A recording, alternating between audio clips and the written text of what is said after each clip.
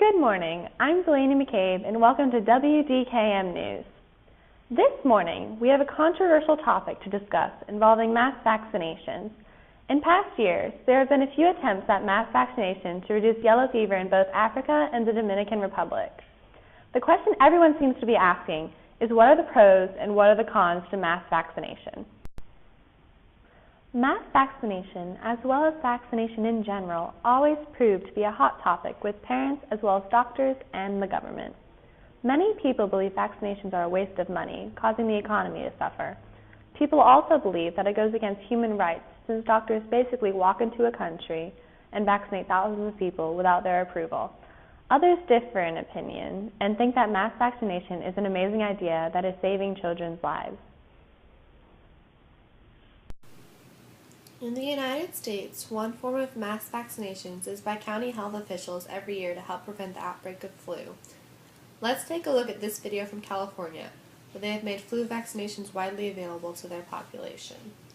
Each county health facility has a plan of action in case of a pandemic, and today was a chance to see how a part of that plan would play out. I think it's just an overall fabulous way to test the system. Not only was the system tested, but real-life participants gave the process high marks. It was great. I got here at 10 to 1. It's 25 after 1. I'm all done. Today's drill was a win-win. The county better prepared for a pandemic and helped hundreds of people stay healthier this winter. Although these patients were happy with the results, the mothers of young vaccinated children think otherwise. This clip gives us information on what a vaccine is, and a mother gives us her view on the negative aspects of vaccination. Sick. And let's quickly explain how a vaccine works. The vaccine, basically, it's an injection with maybe a killed virus in there or a killed bacteria.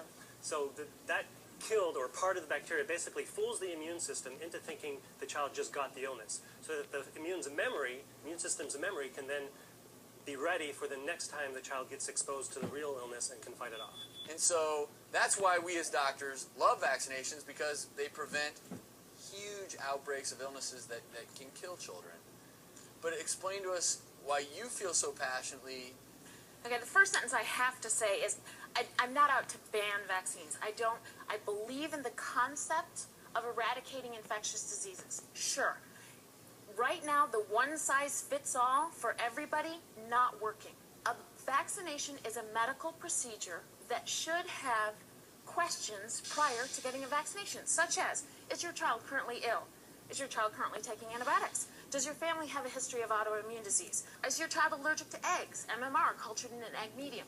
None of these questions are ever asked. A 5-pound preemie gets the same vaccination as a 10-pound full-termer.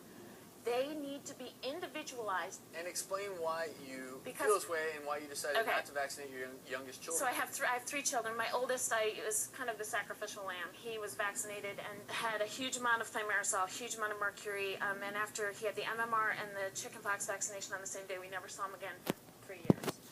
Never saw him again, meaning he developed autism. He lost language, he lost social skills, he lost bowel control, he became very sick within hours of vaccination. So parents are often worried about vaccinating their children because of the risk of disabilities that may or may not be associated with the immunization. There is a way around getting your child vaccinated, although it is not a guaranteed precaution. It is known as herd immunity.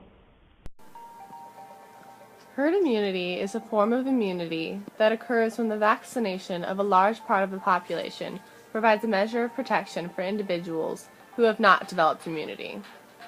It occurs when a large percent of the population, otherwise known as herd, is protected against a virus through immunization. This makes the disease harder to spread because there are not as many people to infect. Herd immunity has a high possibility of stopping diseases from spreading to the people who are not able to get vaccinated, such as young children and ill people.